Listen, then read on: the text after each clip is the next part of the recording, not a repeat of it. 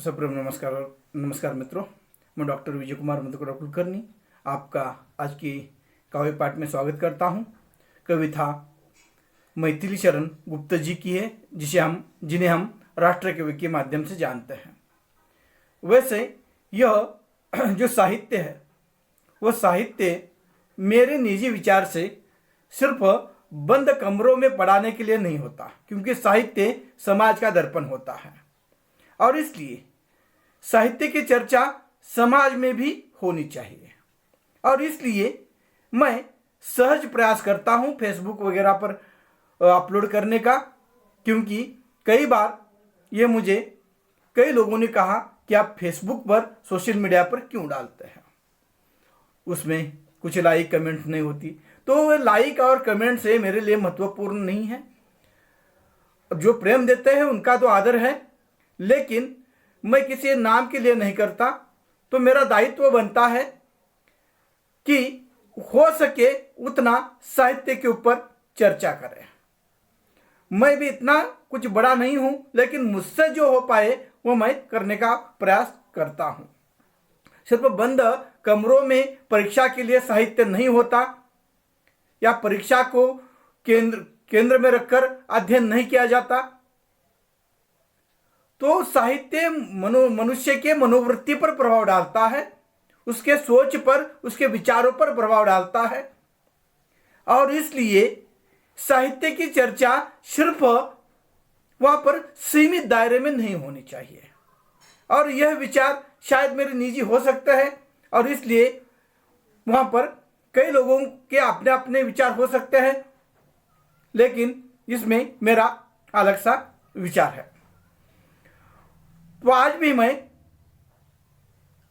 मैथिली शरण गुप्त राष्ट्र कवि हिंदी साहित्य के उनकी कविता आपके सामने प्रस्तुत करने जा रहा हूं, जिस कविता का नाम है दोनों ओर प्रेम पलता है।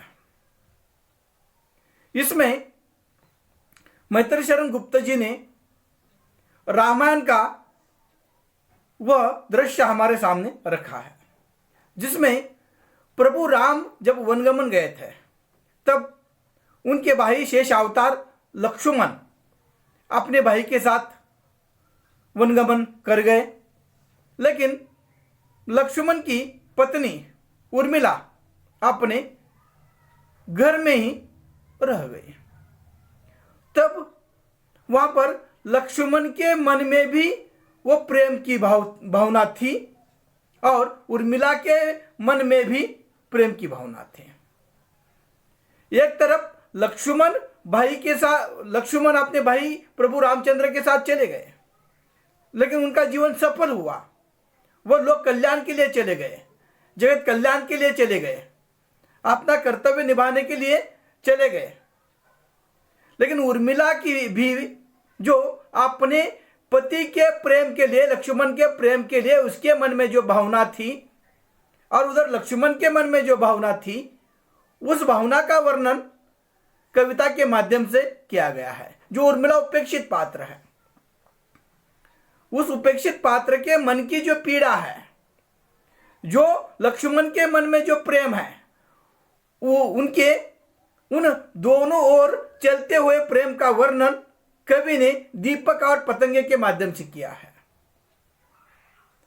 वैसे समाज में हम देखते हैं, समाज में कोई व्यक्ति सफल बनता है तो उसकी पहचान बताई जाती है, उसके साथ रिश्ता जोड़ा जाता है, उसके साथ अपने आप को जोड़ा जाता है।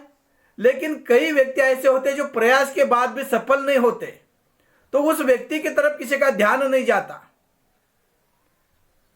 तो ऐसे लोगों के और भी ध्यान जाना चाहिए, जो प्रयास करने के बावजूद असफल है, लेकिन उन्होंने प्रयास किया है।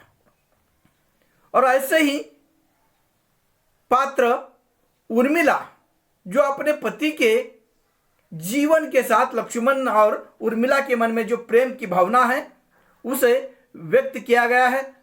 प्रेम का वास्तविक अर्थ त्याग भी है।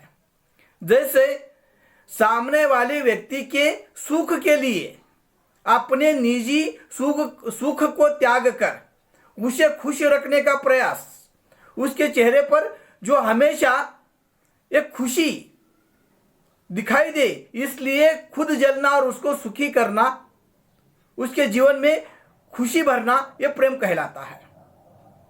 निजी जीवन का उसमें कोई अर्थ नहीं होता, इसलिए खुद जलकर सामने वाले को कहीं ना कहीं सुख की अनुभूति करा के देना, उसके सुख में खुद सुख मानना, यह प्रेम होता है। तो यह प्रेम का जो कल्पना है, जो प्रेम की भावना है, वो उदात्त है।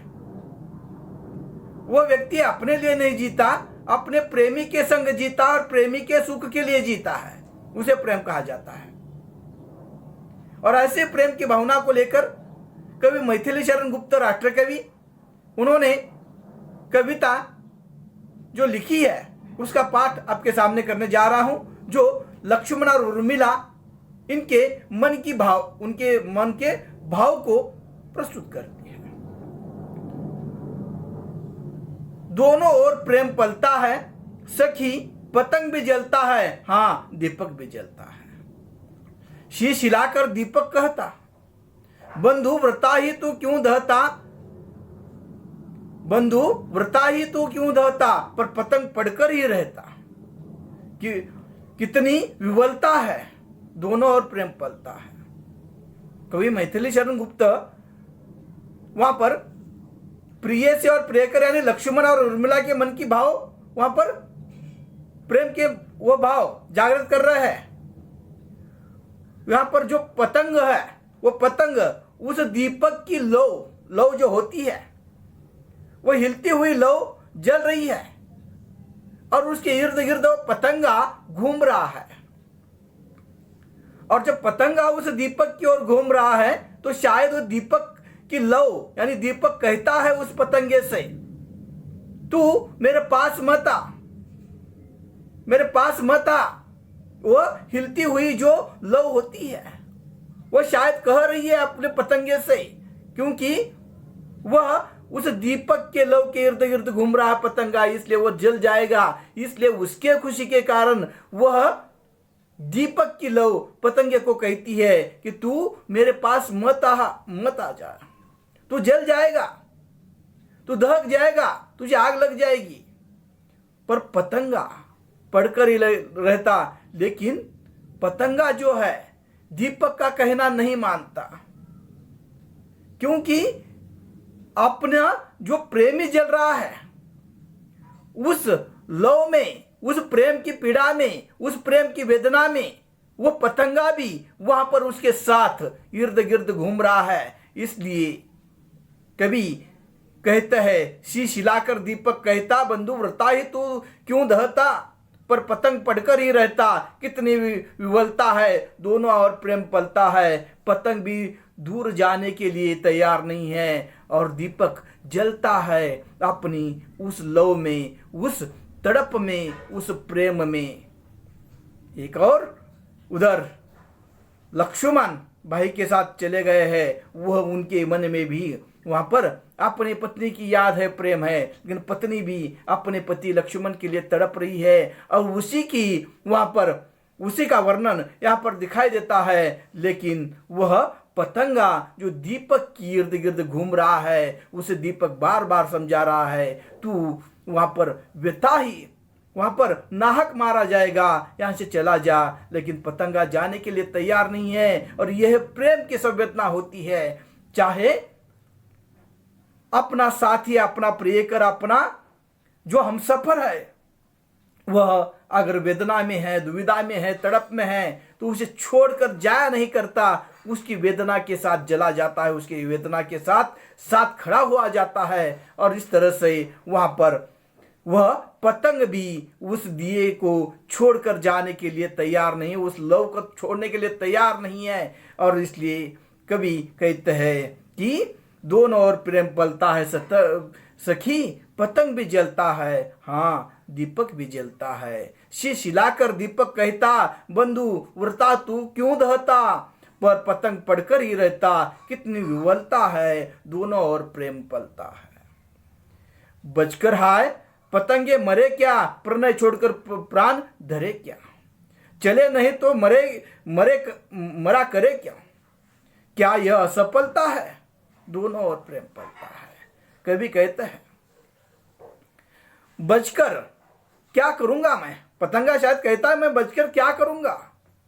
जिसके साथ प्रेम किया है, जिससे मेरा प्रेम है, जिसके साथ मैंने जीवन जीने के सपने देखे हैं, वही अगर नहीं रहेगा, वह जलता है, तो मैं चुप कैसे बैठ सकता हूं। बचकर हाय पतंगे मरे क्या, प्रणय छोड़कर प्राण धरे क्या। और इस प्राण की क्या कीमत होगी जो प्रियकर ही मेरे साथ नहीं होगा, या मैं उसके कुछ काम ना आ जाऊं, तो इस जीवन की क्या बात है। बचकर हाय पतंगे मरे क्या, प्रणय छोड़कर प्राण धरे क्या, जले नहीं तो मरा करे क्या, और जीवित रहकर मैं क्या करूंगा, क्या यह असफलता है, दोनों ओर प्रेम पलता है। जो प्रियकर ही मेरे जीवन में नहीं है, उसकी जगह अगर मेरे मन में जगह नहीं रहेगी, जीवन में वही नहीं रहेगा, तो मैं ये जीवित रहकर भी उसकी बार बार मुझे याद आ जाएगी, तड़प आ जाएगी, और उस तड़प में मैं तड़पता रहूंगा। तो यह क्या कुछ मतलब नहीं है इसका। और इसलिए कवि कहते बचकर हाय पतंगे मरे क्या, प्रणय छोड़कर प्राण धरे क्या, जले नहीं तो मरा करे क्या, क्या यह सफलता है, दोनों ओर प्रेम पलता है। तो वहां पर अपने प्रियकर के लिए, वहां पर अपने पति के लिए, पत्नी के लिए जो मन में प्रेम की भावना है, उदात्त भावना, वह वहां पर कवि प्रस्तुत करता है और कहता है, कहता है पतंगा मन मारे, कहता है पतंगा मन मारे, तुम महान मैं लघु पर प्यारे। सॉरी, वहां पर पतंगा कहता है तू महान है, ये दीपक तेरे लव महान है, तू समाज के लिए जी रहा है, अपने दायित्व के लिए जी रहा है, तुम्हारा जो प्रकाश है वह चारों ओर प्रकाशित हो जाता है, और उससे जीवन को, संसार को लाभ मिलता है, संसार को कुछ ना कुछ लाभ मिलता है तुम्हारे उस जलने से। लेकिन मेरा क्या, मैं तो छोटा हूं, मैं तो बहुत छोटा हूं, इसलिए मेरे मरने की कोई वहां पर कीमत नहीं है। लेकिन तू तो जलता है तो समाज को प्रकाश देता है। कहता है पतंग मन मारे, तुम महान मैं लघु पर प्यारे, क्या ना मरण भी हाथ हमारे, शरण किसे छलता है, दोनों और प्रेम पलता है। तेरा तो जीना सफल हो गया, तू तो जलते जलते भी संसार को कुछ दे गया, उजाला दे गया, लेकिन मैं तो लघु हूं, छोटा हूं, मेरे तो कोई अस्तित्व नहीं है, लेकिन मेरे हाथ में मृत्यु तो है। कम से कम मैं वहां पर मृत्यु को तो स्वीकार सकता हूं, क्योंकि तू अगर चला जाएगा तो मेरे जीवन में क्या रहेगा। हर दिन तड़पने से अच्छा है, यह कवि की उदात्त प्रेम की भावना है। वह कहता है मरण तो मेरे हाथ में है, यानी वहां पर ये उदात्त भावना कि अपने प्रियकर के, अपने सखा के, अपने उस लक्ष्मण के प्रति, कि वह कहती है तुम्हारा तो जीवन सफल है, तू समाज के लिए जी रहा है, तुम्हारा वहां पर चारों ओर वहां पर सूचना हो रहा है। लेकिन वहां पर उर्मिला अपने मन की जो प्रेम भावना है वह व्यक्त कर रही है, और वह जैसे कहती कि तुम्हारा तो जीवन सफल है, लेकिन मैं वहां पर तुम्हारे बगैर जीकर क्या करूंगी।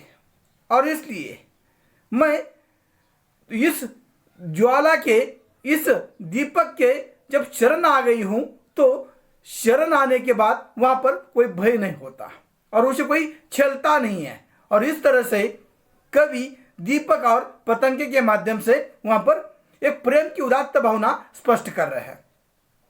दीपक के जलने में आली फिर भी है जीवन की लाली, किंतु पतंग भाग्य लिपि काली, किसका वश चलता है, दोनों ओर प्रेम पलता है।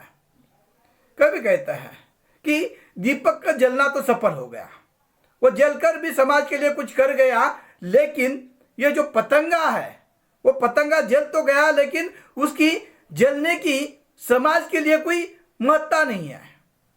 और इसलिए वह दीपक के जलने को महत्व है, लेकिन उस पतंगे के जो अर्पण है, जो उसने अपना सर्वस्व अर्पण किया है, अपना जीवन अर्पित किया है उसे कुछ महत्व नहीं है, लेकिन उसकी जो भावना है, क्रिया है, वह कहीं ना कहीं उसकी ओर भी ध्यान ध्यान ध्यान जाना चाहिए। और इसलिए कवि ने कहा है जो सफल होता है उसकी ओर दुनिया आकृष्ट हो जाती है, उसे मानती है, लेकिन जो प्रयास करके भी सफल नहीं होता उसके तरफ किसी का ध्यान नहीं जाता, उसे निकृष्ट समझा जाता है।